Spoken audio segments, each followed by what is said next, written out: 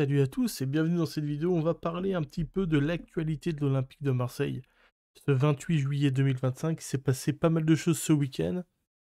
Alors ça n'a pas spécialement avancé sur le marché des transferts, vous allez le voir, mais il y a quand même eu quelques petits mouvements. L'OM affrontait Gérone pour son troisième match amical en Andorre.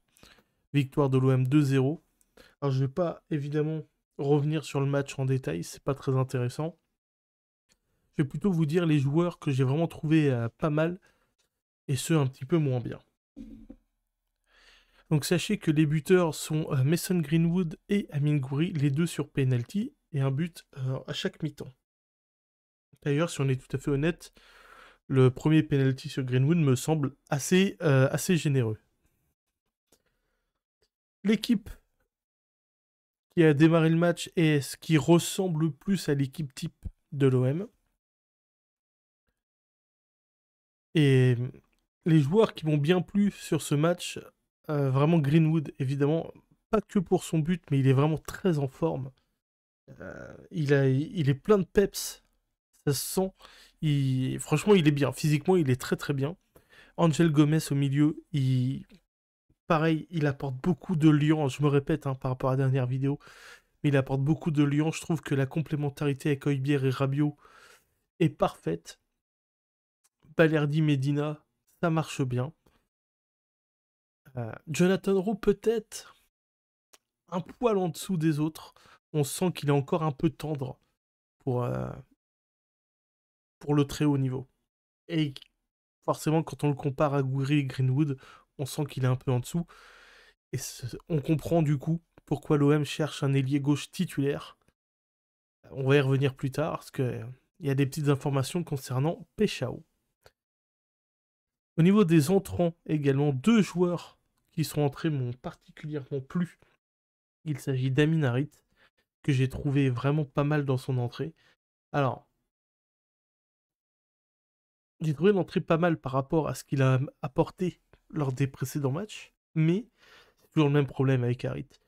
Quand il prend le ballon, il se retourne, il élimine, il a une faculté d'élimination à sa prise de balle assez folle, mais ça on le découvre pas, on le sait.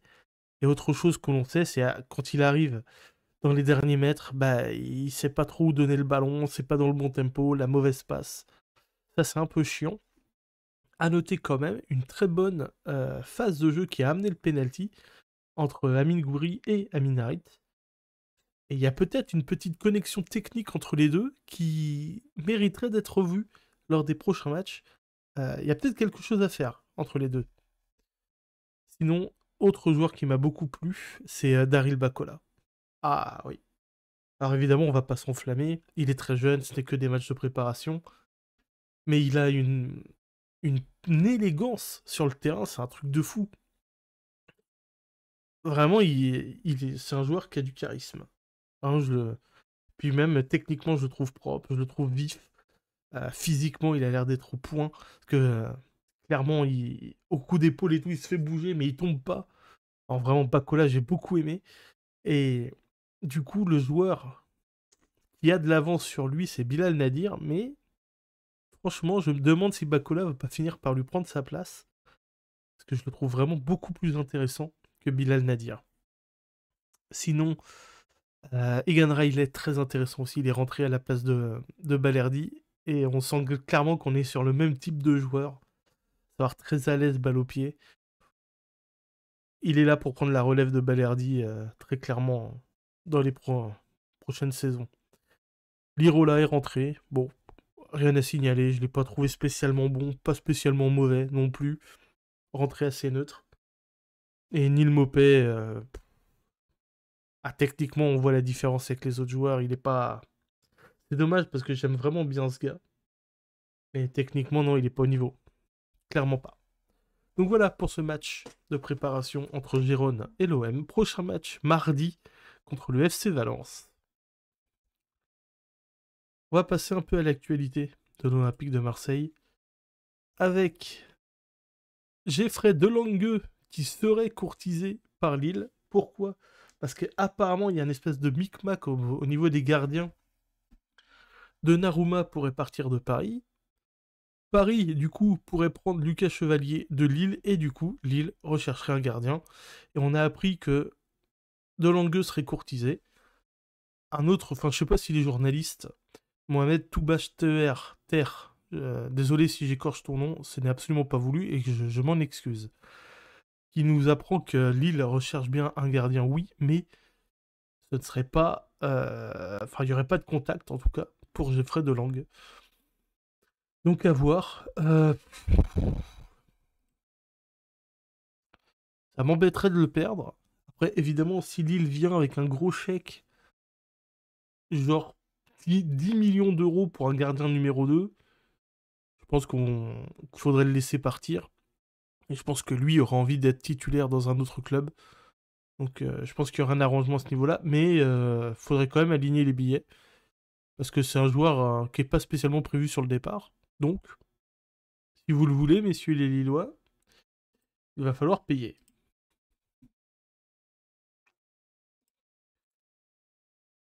Ismaël Koné, sur le départ, vous l'avez peut-être vu.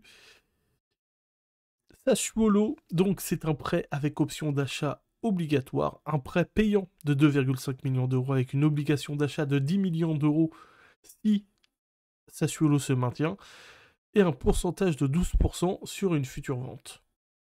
Donc voilà, pour les conditions du départ d'Ismaël Koné, qui n'est clairement plus dans les plans de l'Olympique de Marseille. Et on apprend également, selon Antonio Parotto, relayé par Massilia Zone, que la visite médicale pour Ismaël Koné à Sassuolo serait prévue lundi ou mardi. Autre news, selon un compte saoudien, Mason Greenwood serait dans le viseur d'Al Nasser pour le poste d'ailier droit. C'est pas vraiment surprenant parce que Greenwood, c'est un joueur qui va attirer évidemment les offres, les convoitises. Euh, Ça me ferait vraiment chier de le perdre d'un point de vue sportif parce que je pense vraiment que là, il va être dans une. S'il n'y a pas de blessure ou de pépin ou quoi, je pense vraiment qu'il peut tout péter cette saison. Donc ça m'embêterait beaucoup qu'il parte, mais regardez, on apprend selon João Miguel, Marseille a revu toute approche d'Al Nasser pour Mason Greenwood car son intention est de le garder. La position de Marseille est claire, il n'est pas à vendre, Greenwood est heureux et veut rester à Marseille. Il faudrait des frais énormes pour que Marseille envisage même de vendre. Donc vous voyez, Marseille rejette, mais évidemment, s'il y a une offre, je dis une connerie, de 100 millions qui arrive sur la table, je pense qu'on peut dire au revoir à Greenwood. Attention quand même à ce genre de truc, parce que pour l'instant on dit non, on dit non. S'il y a grosse offre, il y a énorme salaire derrière pour Greenwood, donc peut-être que lui va être tenté d'y aller. Et surtout, comment prendrait Roberto De Zerbi le départ de Mason Greenwood? Si on peut s'éviter une crise au mois d'août, ça serait pas mal. L'équipe nous apprend que Leeds a fait une offre de 32 millions d'euros hors bonus pour Igor Pechao. Accord proche d'être entre Leeds et Feyenoord, tout en sachant que Pechao n'a absolument aucun accord avec Leeds. Il a un accord avec l'OM. On apprend également que l'OM va faire une ultime offre à Feyenoord pour Pechao. C'est le média Feyenoord Transfermarkt qui nous l'apprend. Confirmé ensuite, un peu plus tard dans la soirée, par l'équipe. L'OM va formuler une troisième offre plus généreuse pour Igor Pechao. Les deux premières offres de l'OM étaient de 16 millions d'euros, puis de 28 millions d'euros.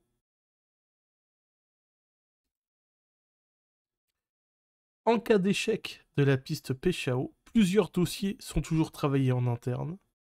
Et on apprend également qu'à Lyon, on demande 40 millions minimum pour Malik Fofana. Alors, beaucoup de choses là concernant Igor Pechao. On va transmettre une dernière offre. On va enfin avoir le dénouement de ce dossier. Je vous avoue que ça me gonfle un peu. Un jour il vient, le lendemain il vient plus. Je pense clairement que c'est Feyenoord qui veut nous la mettre, qui veut le plus d'argent possible pour son joueur. Et on peut les comprendre. Mais vraiment, que le dénouement, vite qu'on passe à autre chose.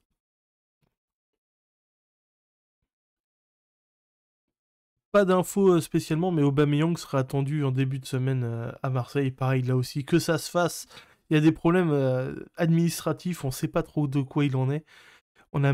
Putain, que ça se débloque, quoi. On n'en peut plus de l'attente. Et enfin, on arrive à l'autre joueur qui est un pas de l'OM depuis 3 semaines. Il s'agit de Timothy Weah. Et il y a beaucoup de choses sur Timothy Weah. Marseille et la Juve sont dans l'impasse concernant Weah.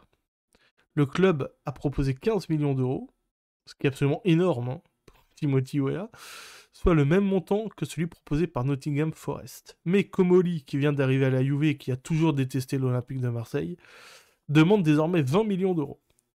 Timothy est déçu et souhaite désespérément jouer au Vélodrome la saison prochaine. Les agents sont à l'œuvre. Et oui, les agents sont à l'œuvre parce que le lendemain, l'agent de Timothy Weah, Badou Sambagé, a fait une déclaration et franchement a fait mal. Il dit, je cite, « La Juve est un club fantastique, le département sportif est géré par 3 personnes. 2 ont la classe et une autre se cherche encore. On ne va pas lui en vouloir pour cela. 2 cherchent des solutions et une personne crée des problèmes. Et cela, on ne peut pas laisser passer. Tim Weah, toujours professionnel, a été écarté durant le mondial, donc le mondial des clubs. Hein. Cette personne a bâclé sa Coupe du Monde, a voulu le forcer à aller là où il souhaitait. Aujourd'hui, par vengeance, il demande une fortune et attend une offre de Première Ligue qui ne viendra pas et ne sera jamais validée par nous. Des méthodes de l'ancien temps qui ne passeront pas avec moi. Je n'ai pas l'habitude de prendre la parole, mais ne pas le faire aujourd'hui serait accepter l'inacceptable et le manque de respect total. La classe ne s'achète pas pour un dirigeant, c'est sûr, mais elle a toujours fait partie de l'histoire de la Juventus de Turin. Une personne est en train de saper cela. » Et donc Fabrice Hawkins rajoute « Timothy Weah veut signer à l'OM. » Donc il y va fort quand même, hein, l'agent de Weah. Ah oui, il faut que ça se débloque. Alors, il parle de vengeance. Alors, est-ce que c'est une vengeance par vengeance, est-ce que c'est une vengeance envers Weah qui n'a pas été dans le club qu'aurait voulu Comoli? Ou est-ce que c'est une vengeance par rapport à l'OM qui n'a pas voulu ouvrir les discussions pour une vente de Balerdi à la Juve? J'avoue que je ne sais pas trop. Des infos que j'ai pu lire ici et là, Weah avait refusé Nottingham Forest pour l'OM, donc c'est peut-être ça qui le gêne, Comoli. Et comme Igor Tudor voulait absolument Balerdi, l'OM a dit non direct, donc peut-être qu'il est un peu vexé là aussi. Je ne sais pas. Et on apprend également que Weah a conclu un accord avec l'Olympique de Marseille pour un contrat jusqu'en 2030, pour un salaire de 2,5 millions par an. Il souhaite simplement rejoindre l'OM, même si la Juventus a d'autres projets pour le moment, la bataille est en cours. Donc là, vraiment, on est le 28 juillet, on va arriver très vite en août, le championnat va très vite reprendre. Le dossier des joueurs qui arrivent pour être titulaires ou pour concurrencer fortement les joueurs doivent être gérés là au plus vite. Aubameyang doit arriver cette semaine. On doit savoir ce qu'il en est pour Péchao cette semaine. Et pour Weah, pareil. Que Péchao, il vient pour être titulaire. Weah, il vient pour concurrencer très fort Murillo. Donc vraiment, il faut que ça bouge. Et on n'a aucune information si l'OM recherche toujours un défenseur central gauche ou maintenant un latéral gauche avec le départ de Quentin Merlin. Que Ulysse Garcia, je l'aime bien. Mais dans le rôle que lui demande De Zerbi, comme on a pu voir en première période, c'est-à-dire un latéral gauche qui s'insère au milieu de terrain, clairement, Ulysse Garcia, il n'a pas les qualités techniques pour faire ça. Donc, est-ce que l'OM voudrait faire ça avec Medina et avoir un défenseur central gauche fort? Ou alors on verrait plutôt ce schéma-là avec Timothy Weah, qui lui, pour le coup, aurait toutes les qualités techniques pour évoluer à ce poste-là, mais de l'autre côté. En tout cas, ça va être très intéressant à voir. Je vous remercie de m'avoir suivi pour cette vidéo, j'espère qu'elle vous aura plu. N'hésitez pas à vous abonner pour avoir tout plein de contenu sur l'Olympique de Marseille. Ciao tout le monde.